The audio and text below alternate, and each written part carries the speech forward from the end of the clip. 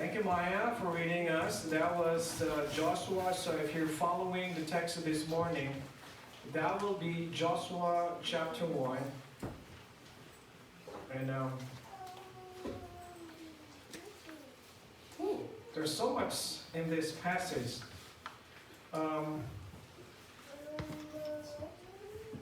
Joshua chapter 1.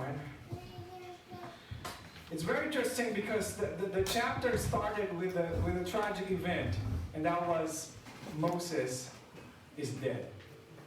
After so many, actually 40 years, they had been with Moses for 40 years in the wilderness, meaning from the crossing of the Red Sea all the way to the manna, the water in the rock, and everything, all of the miracles, they were with Moses. And then for that single event, God says, Moses is dead. And Joshua was speaking, God was speaking to Joshua. And then he was really transferring now, okay, Joshua, it's your turn now. Moses is dead, Moses is gone, it is your turn now. And you are now going into a new season of your life. You are now crossing the Jordan River. Whew. Well, simply titled New Year Fresh Start. Syra, could you just make this move, please? There we go.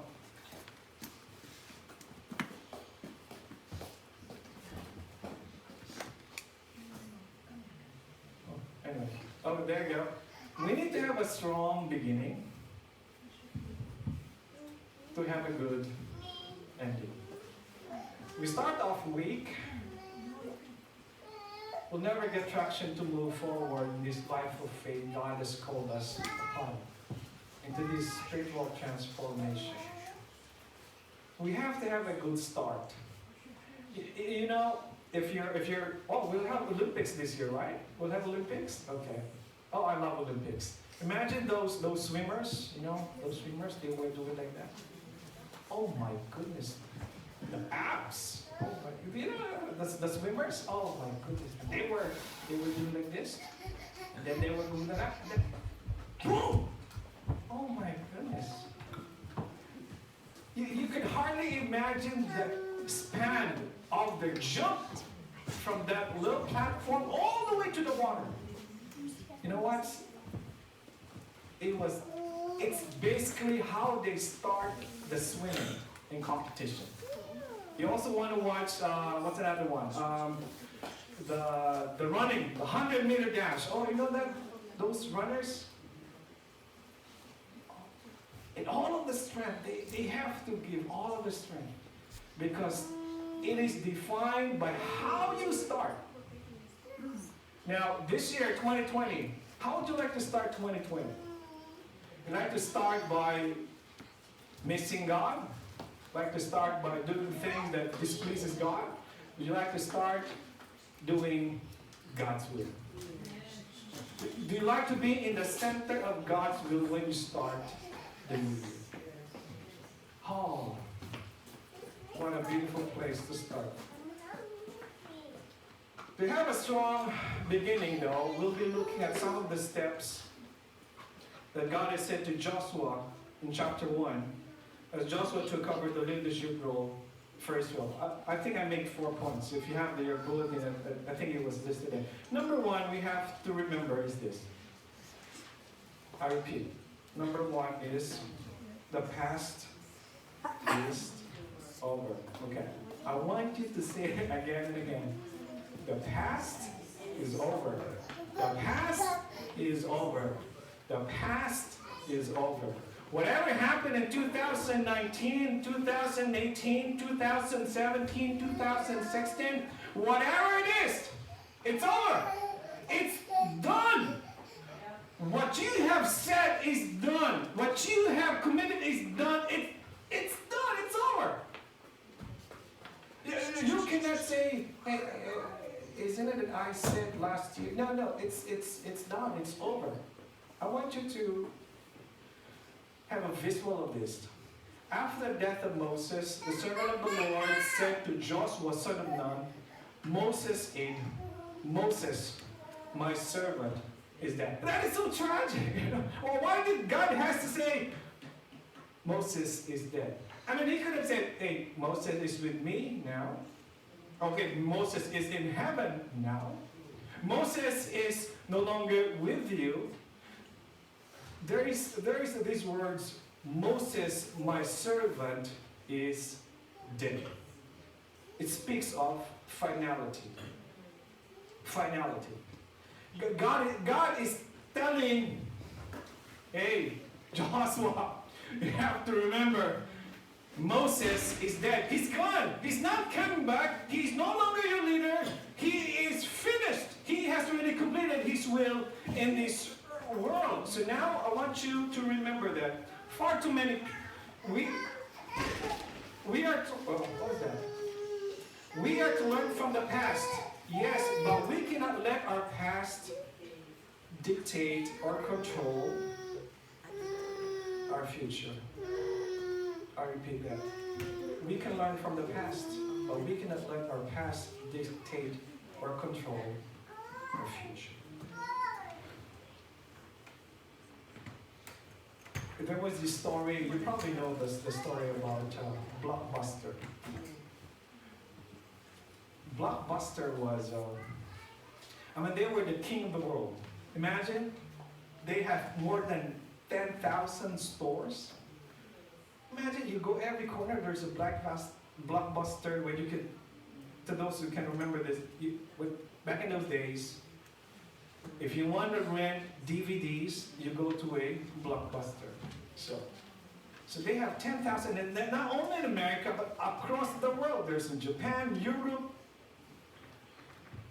The story goes like this. There was this small company called Netflix. And they were just a very small company, and they were running out of money. And so they said, hey, you know what? Why don't we talk to Blockbuster? And maybe they could invest into our company, and maybe we could be their internet department. Oh yeah, they could have the DVDs and everything, so we could probably be their small department called internet department. So the owner of Netflix, they went to Blockbuster.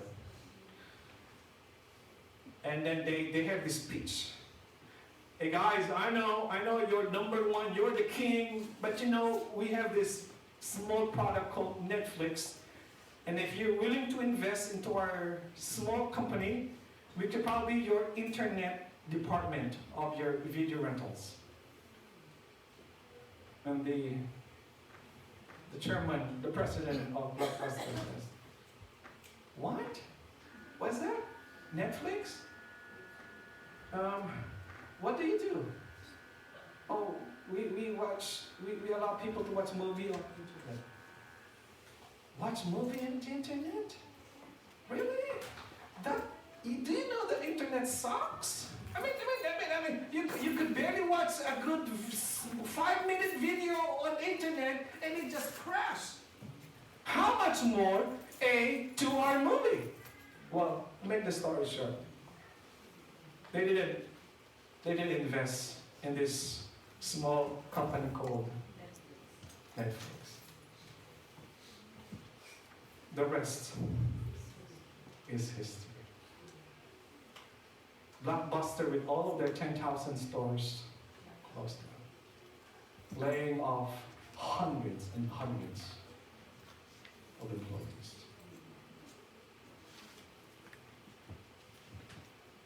Stores in Japan, stores in Europe, they also started falling down. Out of the 10,000, I think there's only one left. One left.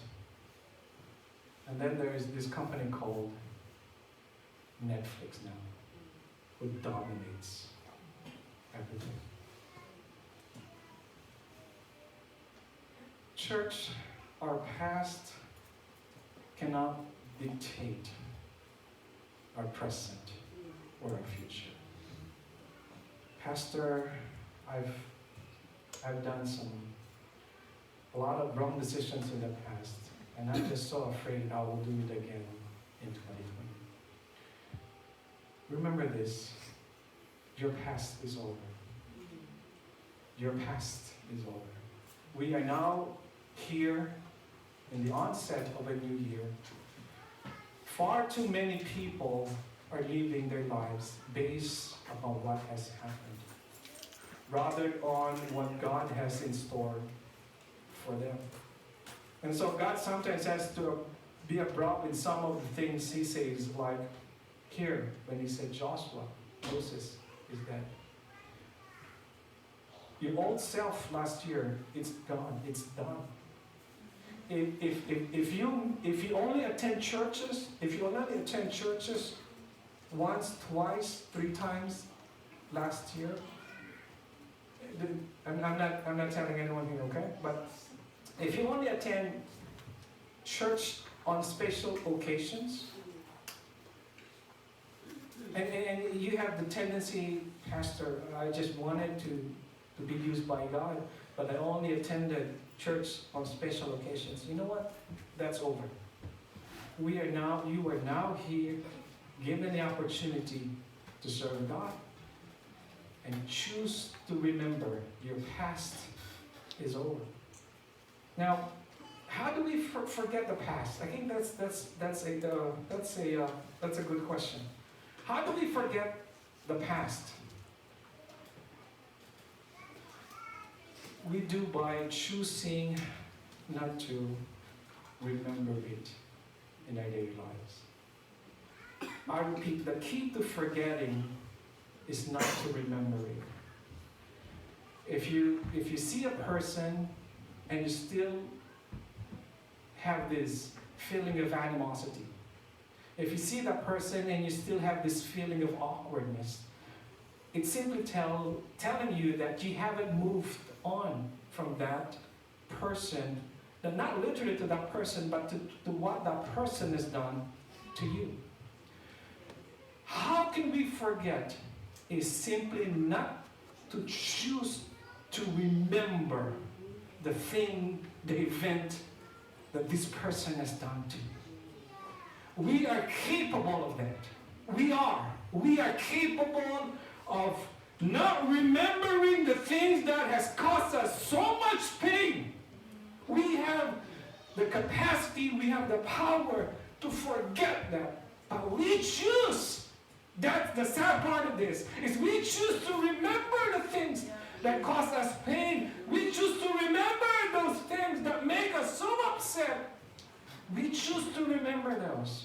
And we cannot move on and be used by God if we keep on remembering the things that happens in the past.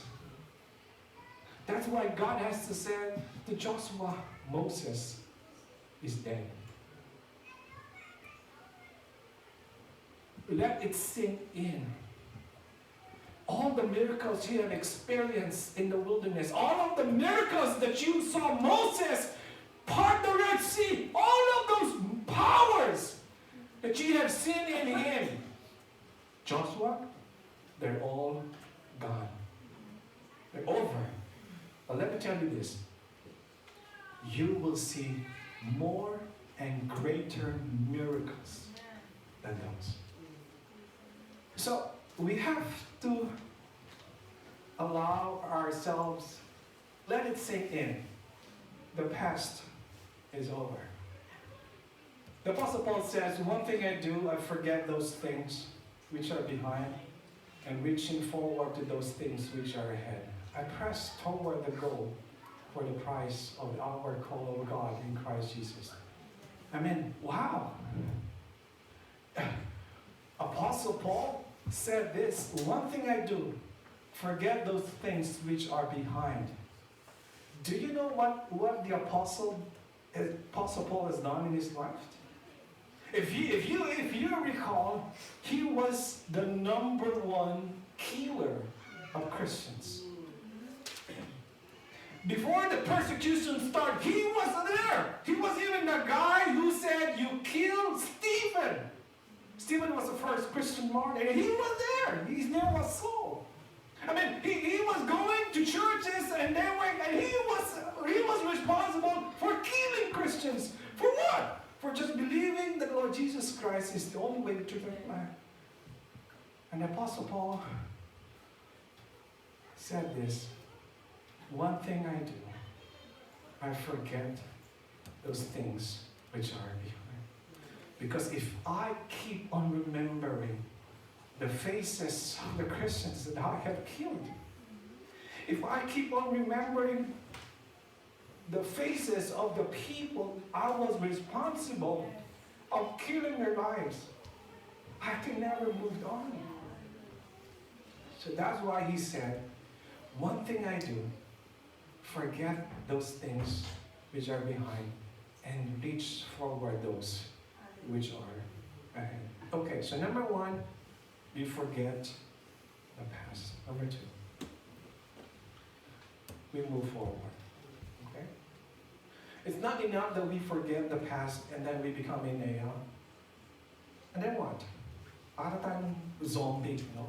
We don't remember the past, but we don't know where we are going. So we have to move forward. Oh, I love this verse. Now then, you and all these people get ready to cross the Jordan. If you guys imagine, if they were crossing the Jordan River into an unknown land, imagine this, that we are crossing into a new year with unknown. What will 2020 brings us? Now then, you, all these people, get ready to cross the Jordan River into the land I am about to give you. Imagine this. Get ready to reach 2020. I will give you every place where you set your foot, as I promised Moses. Your territory will extend from the desert to Lebanon, and from the great river to Euphrates, and all the Hittite country to the Mediterranean Sea in the west. Oh, I love this. No one will be able to stand against you all the days of your life. As I was with Moses, I will be with you. I will never leave you or forsake you. That's the very reason why we could move forward to 2020 with so much anticipation, because God will never leave us nor forsake us. The unfortunate reality, though, is this. Majority of the Christians are so content with the past, with their wilderness experience, that they never move forward and possess their full inheritance. We are so stuck with our past. Our past sins, our past comfort zone, our past relationship. We are just so committed with our past that God cannot open our eyes to see what is ahead of us. Church, we can never be stuck with our past, because God is opening up a new year ahead of us. Pastor, I don't know how to be used by God. I cannot even sing. If you keep on telling you cannot sing in the past, but you could learn how to sing in the coming months. Well, let's forget about singing. What about other things that God can use you? I mean, there's so many things that God can use you other than singing. And you could be part of many ministries in the church to encourage one another. If you cannot sing, but you can dance. You can dance. There's no such thing in the rule of our church dogma that you cannot dance for the Lord. If you wanna dance unto the Lord, you have this platform. If you wanna preach, if you wanna say something from the Lord, this platform is open to everyone in the church. I'm not holding this platform into myself. No, never. This platform is always open to everyone. This is your platform. This is never my platform. If you want to express worship unto God, if you want to sing, dance, kumain kayo ng apoy, whatever you do, tumawid sa alambre, whatever you do, If it is for the Lord, this platform is open for you. Just do not be constrained with the thinking, I cannot do that.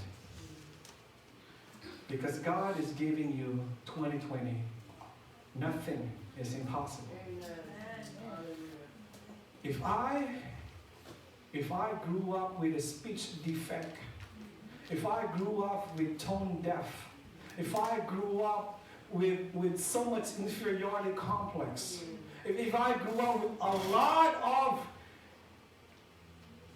misgivings, can be used by God. Can be used by God. How much more you who have all the privileges? Ako po, probinsyano. Ala ha? First time ko pong makapunta ng Maynila. Gulat na gulat po ako. Meron pang mga ilaw na naghahabulan. Ano yung naghahabulan? There was neon lights.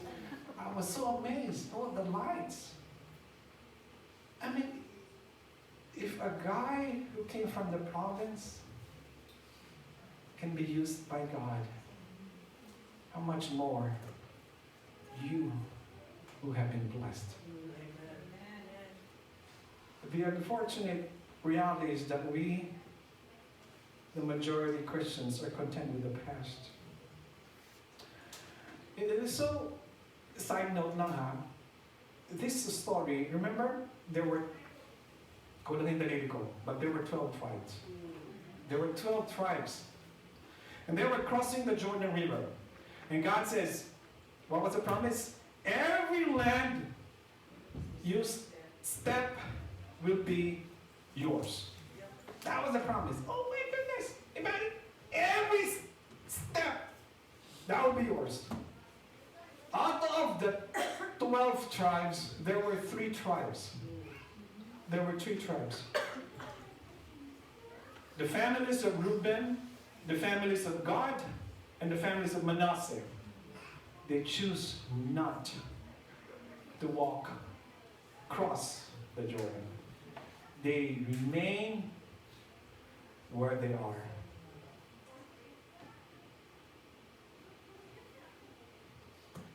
And that was fun, and see, this is the grace of God. God is telling all of the lands ahead of you are yours. All of the blessings ahead of you is yours. You just have to step out in faith.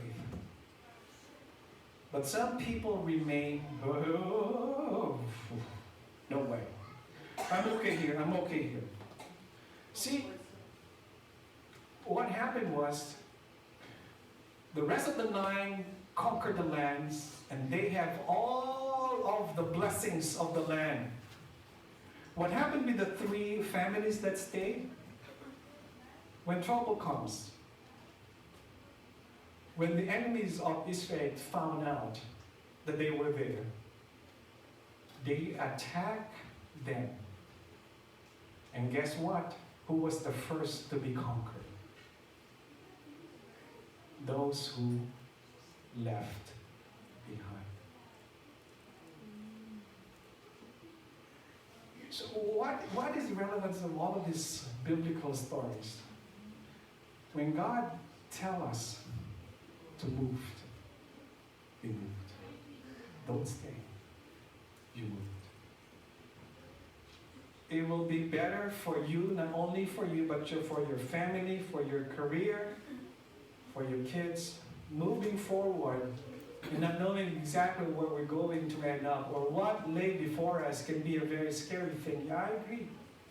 And so what God told to Joshua, He tells to us 3 times. He said, Joshua, be strong and courageous. I know Joshua, there will be giants in the island, in the land, and there will be a lot of uncertainty ahead of you. There will be mighty armies ahead of you. But I'm telling you, Joshua, be strong, be courageous. And that goes to our next point. Obey God's word. Obey God's word. You simply obey. If God is calling you, you don't know, you don't have the means, but you simply want to obey, just obey. If God is calling you for a ministry and you feel that you are not equipped, you simply obey. If God is calling you to minister, if God is calling you to minister to a family or minister to a neighbor or to minister to a person, and you keep on telling, Pastor, it doesn't affect my family, why would I minister to that family? Remember this. Remember what happened to the Gad, Manasseh, and Reuben families? You might be telling me, hey, we're okay, we're safe, we have our jobs, kids are doing perfectly fine in school, so why do I have to minister to others? When God calls you to minister, you minister. Because when you keep on telling that you have everything covered, remember this.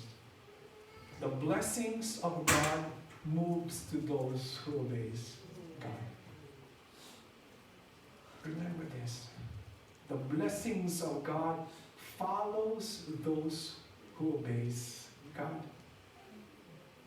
So church, that's why he says, be strong and courageous, because you will lead these people to inherit the land as swore to their ancestors to give them. Be strong and very courageous. Be careful to obey all the law my servant Moses gave you. Do not turn from it to the right. Do not turn to the left, that you may be successful wherever you go. Keep this book of the law always on your lips. Meditate on it day and night, so that you may be careful to do everything written in it. Wow! Then you will be prosperous and successful. My goodness. It's all there. It's really all there. Do not turn from it to the right or to the left, that you may be successful wherever you go. You want to be successful? You want to be prosperous in 2020? Obey God's word. Obey God's word. Whew. Wow. Forget the past. Move forward. Obey God's word. And finally,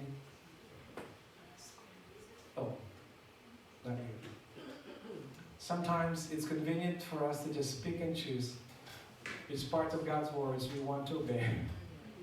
All right, cool. And which ones we don't, because we think they are too hard or too difficult. Ano sinasabi nga natin? Delay obedience is disobedience. Okay, let me add this. Partial obedience is disobedience. When God says you turn left and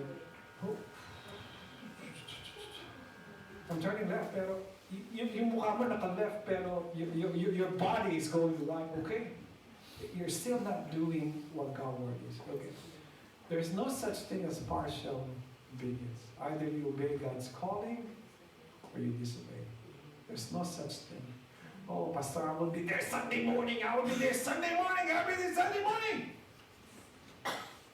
Then you forget the rest. Then you forget God for the rest of the week. Where is God there?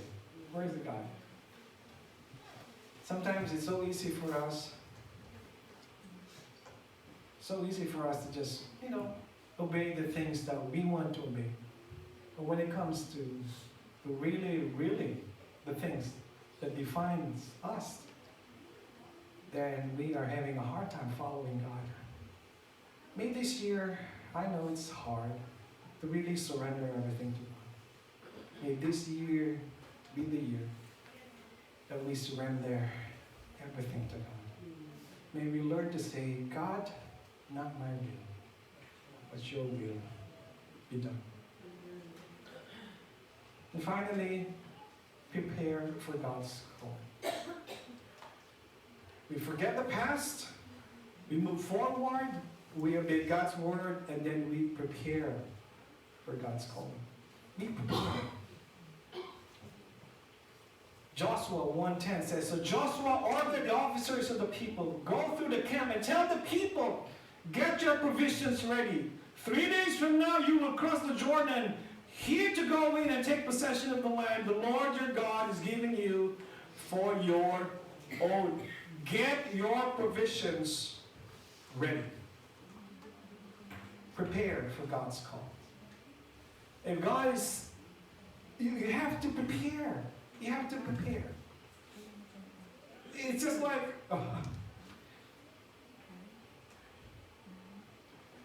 we need to prepare ourselves, which means not leaving God out of the picture. This is a very, very, I want for us to visualize, though, how will you prepare for God's call? Let's say you need a job. And you, by faith, God will help you. But you don't stop there. You don't just sit on the couch. You eat popcorn for the rest of the day and watch TV. You need a job. You pray, God, give me a job. And then the next step is you just binge watching. You watch the series 1 to 9 or whatever it is. You just watch the whole day. You think that's preparing for the job that God is preparing you? No. God will give us the guidance as to where we are to go, and will give us the favor when we get there. But you have to apply. You have to prepare your resume, make sure it's correct, spellings are right, and then you look for openings, and then you submit. And then you pray, God. And then you got a call. Hello? Is this Andrew? Yes. Is this Andrew? See, when we prepare for God's calling, we prepare ourselves. We prepare ourselves. We make, these 3 things I'd like for us to remember. Fact. Okay? When preparing for God's calling, we have to remember the word fact. F-A-T. Parang di yata maganda yun. Fact. Anyway. Fact. Remember this. Fact is, wala naman negative, di ba? Walang negative doon. Just initials. Fact, okay? Fact, F starts with faithful. You have to be faithful. Letter A starts with available. In order for you to really prepare, you have to be faithful with those things, and you have to make yourself available. Because no matter how gifted and talented you are, if you are not available, then it's nothing. Make yourself faithful with those things, make yourself available. And the letter T stands for teachable. Learn to be teachable. From the people around you, from the pastor, from the church, faithful, available, teachable. So if we want to prepare for God's, then we have to remember this. We have to be fact. Kaya pag sinabi ko po, Carla, be fact. That is with so much emotions. I want to be faithful, available, teachable. Wag mo natin, Pastor, sinabi na kong matapat. Hey, okay. You know what I mean when I say fact. Okay? Faithful, available, teachable. Okay. Last words. I know. Oh, I'm so excited 2020, okay? I'm just so excited. what is this one thing that we could really hold on to? Last words. Faith is not the absence of doubt. Rather, it's the courage to believe and move forward in spite of your doubts. Doubts are normal, but doubts should not hold us back. Faith is not the absence of doubt.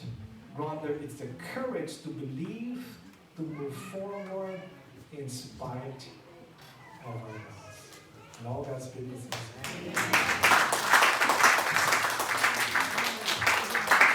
oh, dear Heavenly Father, God help us to forget the past. Move forward. Obey your word. Help us to prepare for your coming. We thank you, O God, for this.